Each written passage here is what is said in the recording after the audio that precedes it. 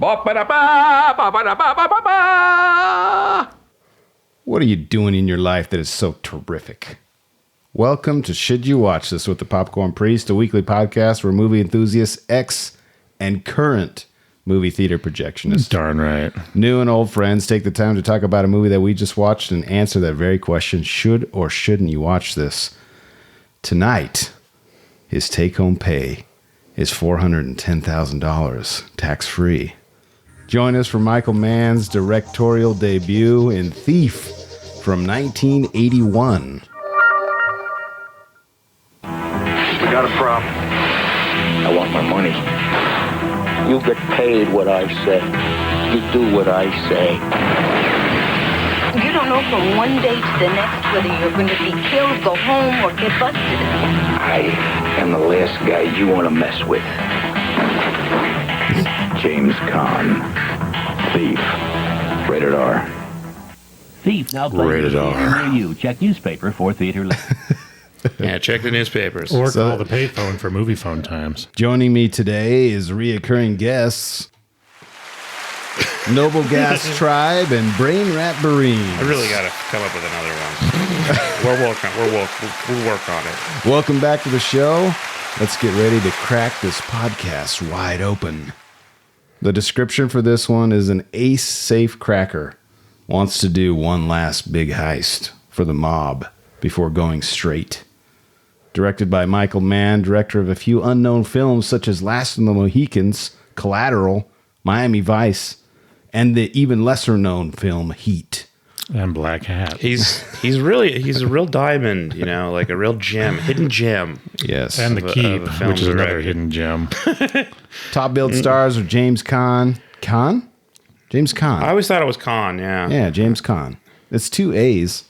Yeah, I don't know how else you're supposed to say it. Tuesday Weld, Willie Nelson, and introducing Jim Belushi and his Hawaiian shirt. film debut. And his party animal. His tropical clothing. His party animal criminal lifestyle. Exactly.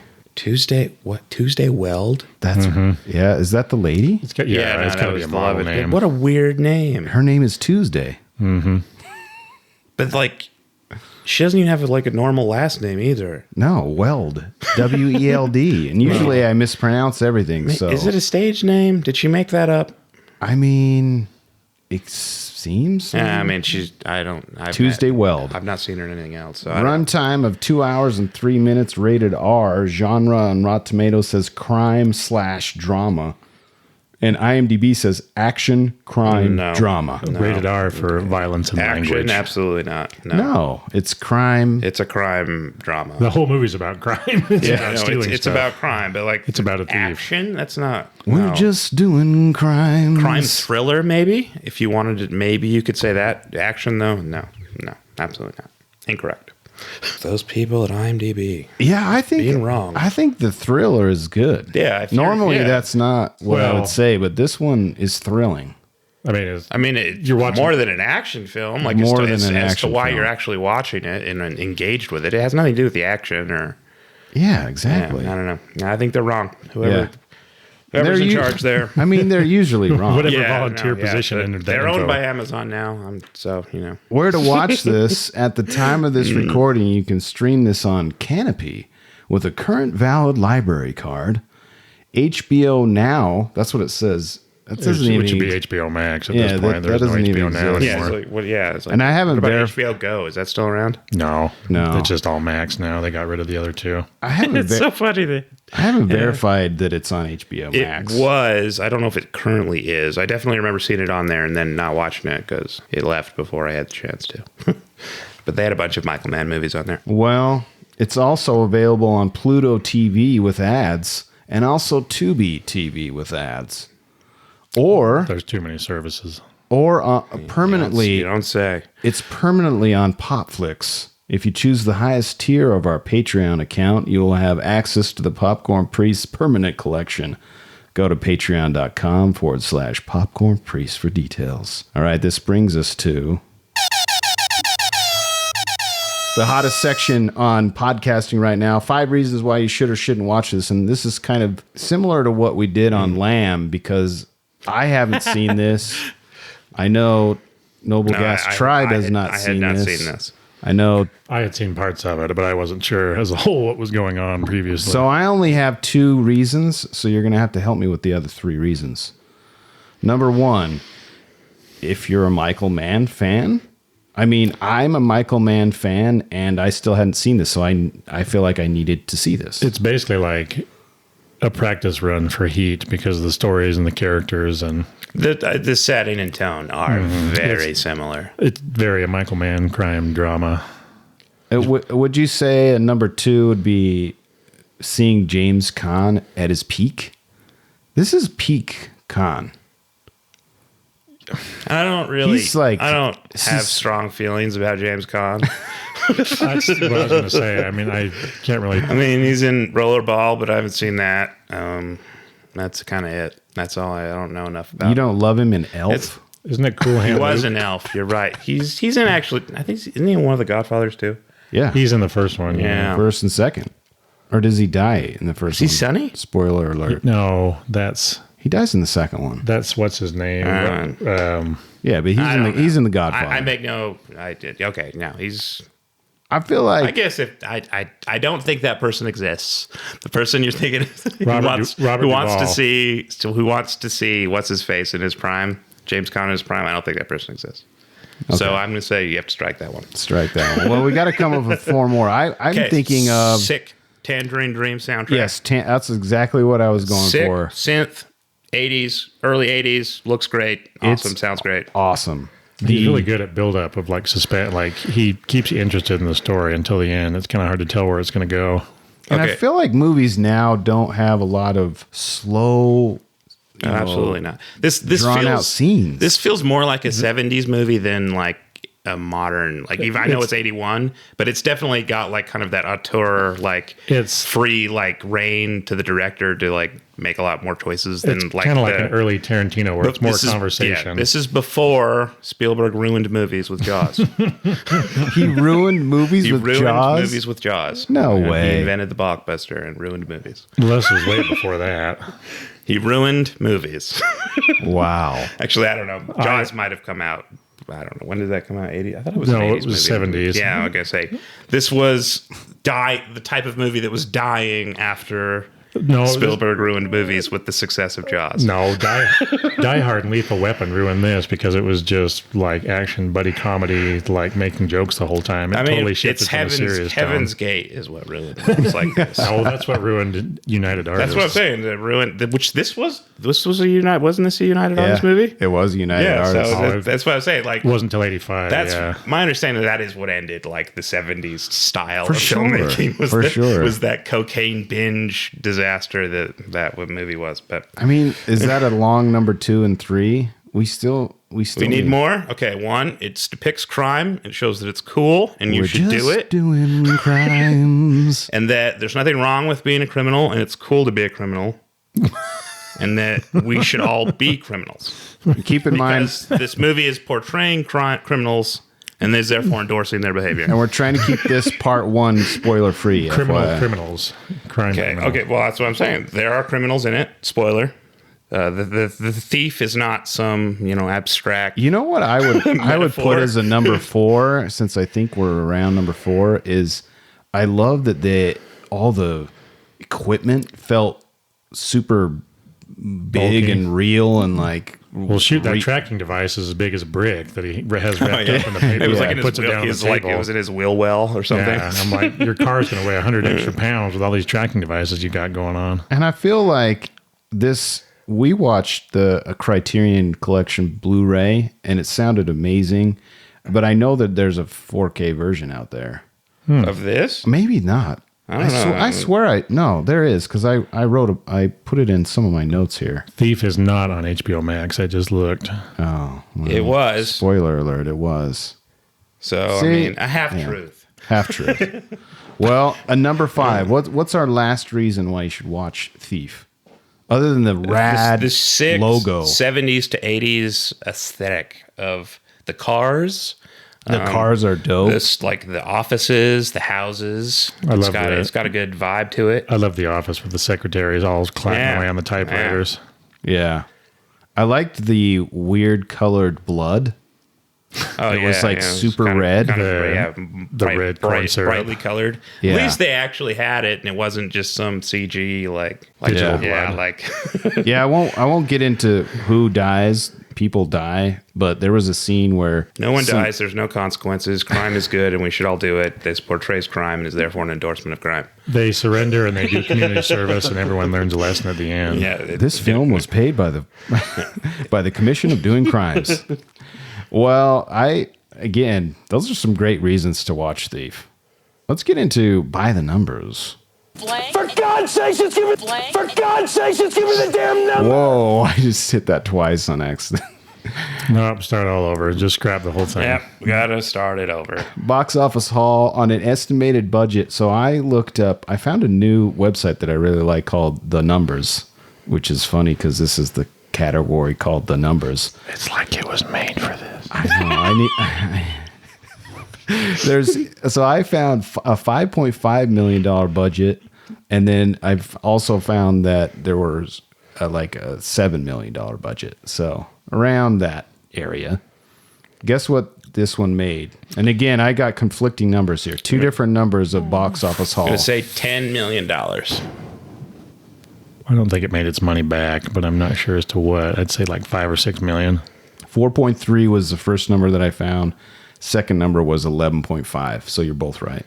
Well, look at That's that. quite the We all win. different haul. I know exactly. Estimate. Because I think Wikipedia had the 11 million, but the numbers, I which wonder if it's international I don't included. trust the numbers. I trust the numbers. Or maybe 11s after like re-releases and stuff. I checked the numbers. I don't and trust the numbers. 4.3 million. All right, here's some numbers. And I have some trivia kind of mixed in with this, but you're going to love these. The vault that Frank breaks into in the opening scene was a real vault, purchased for $10,000, specifically so that James Caan could break into it using the real tools and techniques supplied by John Santucci. And I looked this up. They used part of him as for Heat too as a reference, didn't they? Yeah, Santucci was a jewel thief before he was hired by Michael Mann to appear in and be a technical advisor in the 1981 movie Thief. Sick. Thief is notable for the extraordinary coincidences surrounding its cast, largely stemming from Mann's love of employing the right people for technical authenticity. Well, usually, like a lot of scenes, like Miami Vice or like Collateral, if it's like a doctor or a nurse or like a random bystander, usually it's that actual person's job, and they just have him act on camera. He tries to involve everybody. Listen to this. Farina was a Chicago police officer before he became an actor. And actually, his backstory on Law and Order too. He arrested Santucci while the latter was a jewel thief. That's wild. Wow, that's wild. Furthermore, the main heist and thief involving the use of a thermal lance, which I was right on that one, to cut through a vault door was based on a real-life robbery orchestrated by Santucci. And many of the other tools used in the robberies throughout the film were also Santucci's own tools. So basically, Michael Mann just found a criminal and ripped I always off wondered his why, history for a why, fame. like Heat and like Michael Mann movies in particular, like were like they show like the professional thief like aspect of crime that you don't usually see. Yeah, exactly. Because usually they don't get caught if they know what they're doing. Well, it's usually it's from the cop's point of view, and they're Yeah, trying to catch the that criminal. too is Where that it's, they're also like not showing it because it's because we don't want to portray crime because that's an endorsement of crime and therefore saying the crime is good. you don't want to break that Nelson Act of 1929. It's very sacred. If you make someone a criminal on screen and show them being cool, it will make people do crimes. the bad guys cannot win, according to Hollywood. You know what's crazy is or the government. so he had an acting career for a while and later returned to a life of crime and was arrested again. The action is the juice, man. Well, once you steal jewels, acting just doesn't cut it anymore. I think so. It's just it's so crazy. So $410,000 in 1981 equals what in 2016? Because that's the only date I can like find. 2.5 million. 1.12 million. Dang it. So that's a number. That's why it's in this category. Here's this one's for. This is more for Taylor or Noble Gas Tribe, I should say, because you are more into guns than Cole is more into guns than me. Cole. Taylor just talks about it more. Frank favors a Colt's 1911 1911 A1 longside in a .45 ACP customized pistol smith, Jim Huag. Carl is using a high standard model 10B bullpup style 12 gauge police shotgun. I'd never seen that before. No longer in production. Yeah, no, I'd never seen anything like that before. That seems like it would kill the heck out of your shoulder with the way that design is. I don't know. That was. It seems very 80s though. Well, it's very much like an 80s style, like weird firearm that they had. Well, I love the handle carry because there's no crazy, way you could, right? like, sling that over your shoulder. Yeah. So this next, by the numbers, the only film shot by Michael Mann to be presented in the 185 how do you say that? 185 to 1 flat ratio. 185 to 1 standard widescreen ratio. After this film, he has shot all of his movies in the 239 to 1. 235 to 1 anamorphic widescreen. So I kind of want directors to use this. It fills my beautiful 133. Well, I mean, it does screen. that in actual theaters too. But you capture the scenery a lot more with your widescreen. You want a wider field of view, man. What I don't like is stupid Snyder's his TV letterbox format. His 1970s TV letterbox. You're letting exactly. Snyder live rent free in your head and invade your podcast. How dare you? F. Snyder. Over some black bars. Oh, this is supposed to be IMAX. Yep. Pop off, dude. That movie's so good. Do we need to pause this? His 4-hour long. I could care less. His 4-hour long Justice League movie that he made in Letterboxd. It's so funny. But then and he also released in black and white on there too. Heat and Collateral would be horrible and flat. Yeah, there's exactly. no way. Collateral You was know meant to what? be shot in scope. Yeah, it's like it makes sense for this to be shot in flat and Heat to be shot in scope because it's the different like frame, it's the different scope and scales of the story in spite of their similarities. If I had to watch dramatically a bank shootout in the streets of LA in flat, I'd Can go you crazy. imagine how frustrating that would be? It'd be like it looked like a TV show.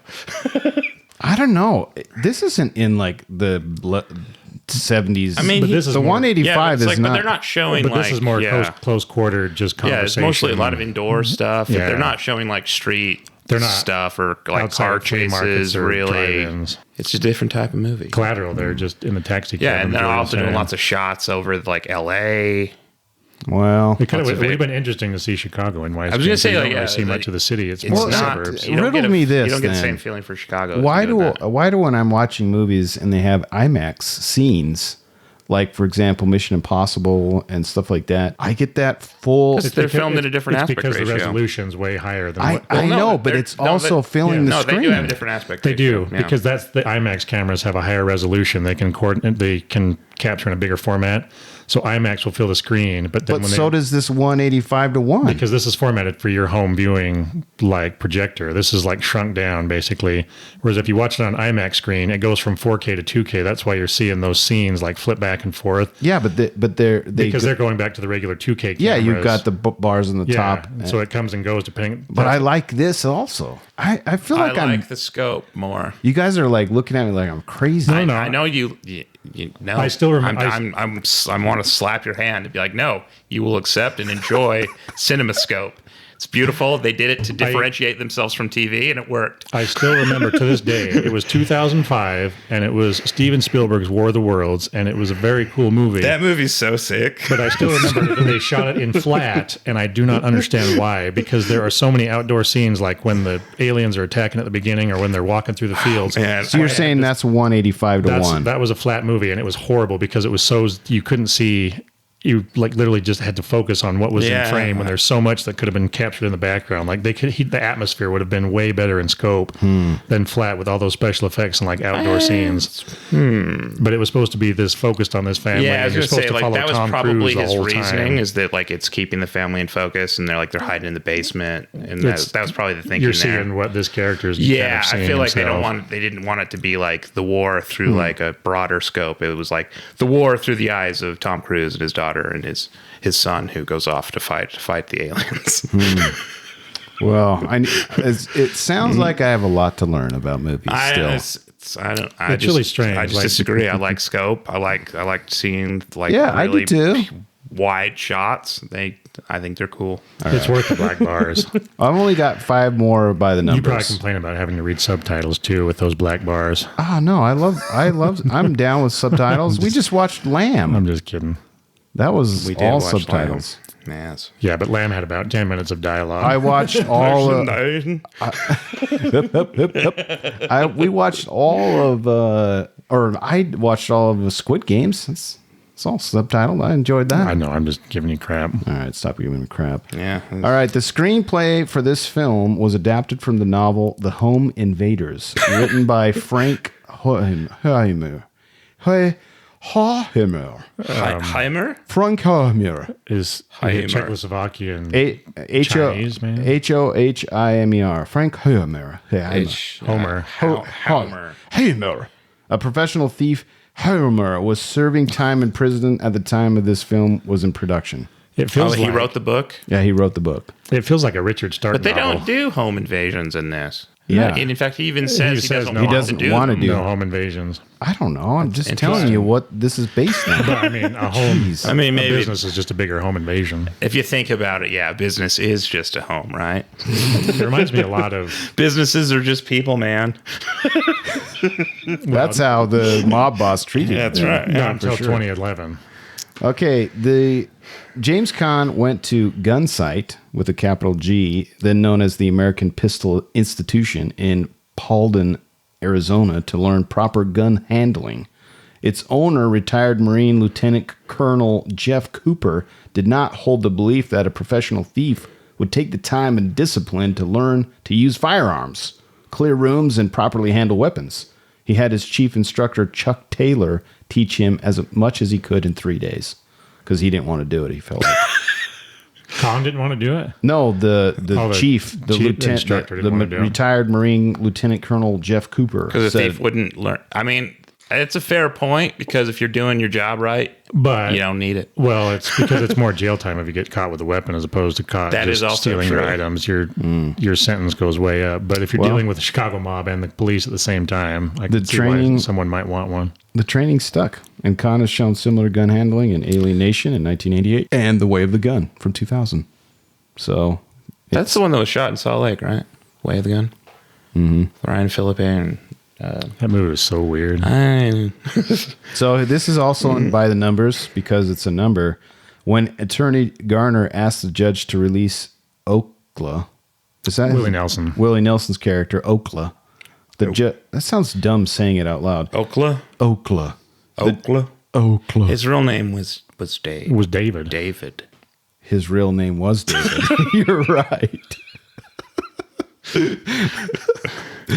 We here at this podcast feel the name David is funny. No, just It's in the movie. The exact same conversation. it's just David, what's your name? It's just funny that it's Willie Nelson and his name's Okla, and then I don't know. The judge rested 8 fingers on his face, implying he wanted $8,000 as a bribe. Attorney Garner put 4 fingers on his face, indicating a $4,000 counteroffer. Then the judge rested 6 fingers on his face, indicating he would accept $6,000. Garner agreed by putting 6 fingers on his face. In the hallway outside the court, Attorney Garner told Frank, "I need $6,000 for Earl Warren," sarcastically referring to the court judge as the Chief Justice of the United States. Okay. So it was like, was it actually Earl Warren?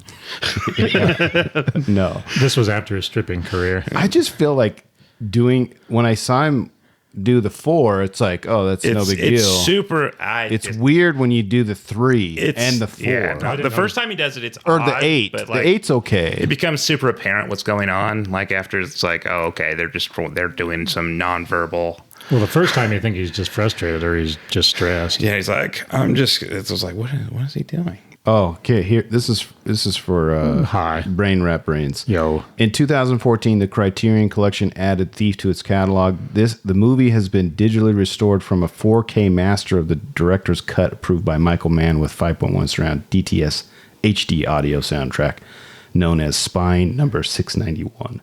So does that mean there's a 4K version, or it just was restored from a 4K master? That means they probably have a 4K version that they have not necessarily released. I need to look into that. But yeah, it sounds like that whatever the transfer from film that they made, the digital one was a 4K transfer. Yeah. You remember how like Lawrence of Arabia has like an 8K transfer that like on the Blu-ray they talked about, and they're like, yeah, but you're not getting that because that's not a home medium format currently, kind of deal.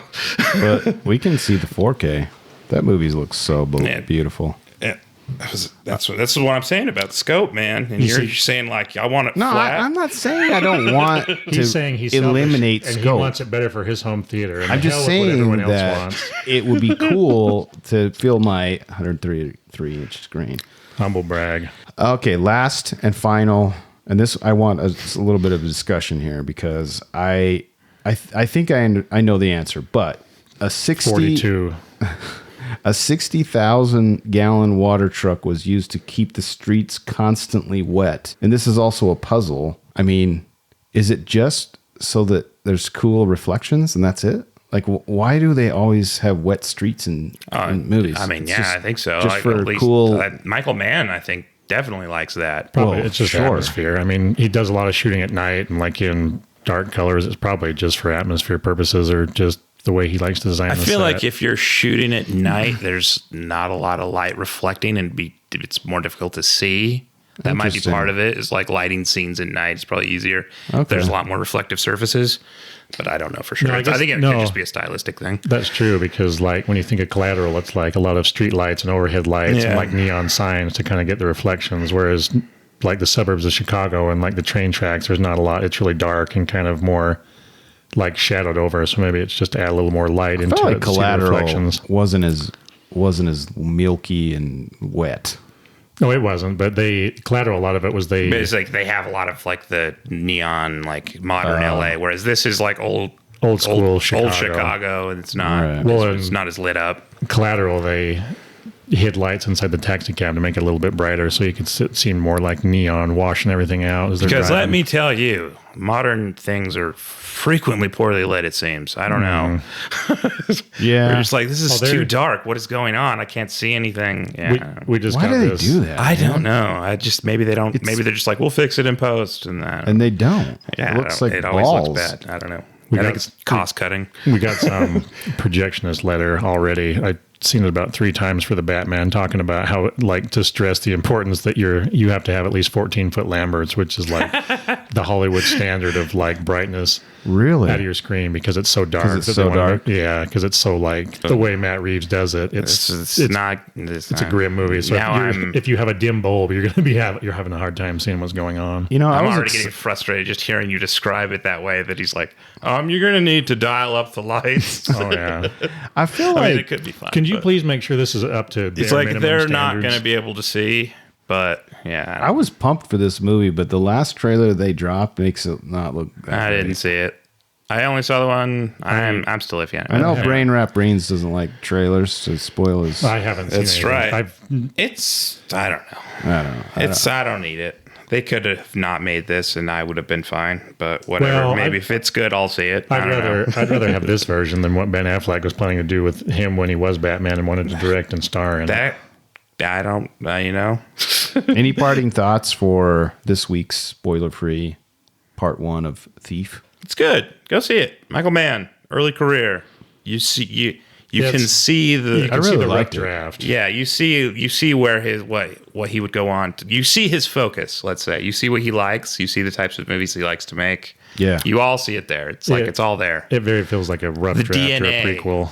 I don't say rough draft. That sounds mean. But think of like James Caan's character. I just think compared to like Al Pacino or it's a lower budget. Robert De Niro's character, like he shows a lot more restraint in his writing, like as he goes, because James Caan's just.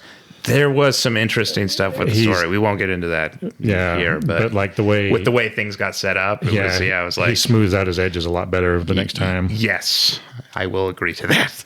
That will be discussed. Plus after the keep, he might have, I don't know. Shameless plug. Go listen to our Heat podcast. Oh yeah, that was a few years ago. Yeah, years ago. That can't be right. I can't remember what episode it is, but go listen to Heat too. A couple months ago. No, it was last year. You're right. It was July. Well, the reason why I was interested in watching this is I listened to a podcast where Michael Mann was on with Bill Simmons on his Rewatchables podcast, and they were talking about Thief. And you should listen to it because that guy, he's crazy. He's detailed as crap. That guy is crazy. Who, Michael Mann? Yeah, Mike. He's so like Bill will ask him a question, and he just goes off into the, is he all like coked up? Is he like the all minutia. hyperactive? Oh my gosh! What you should listen to.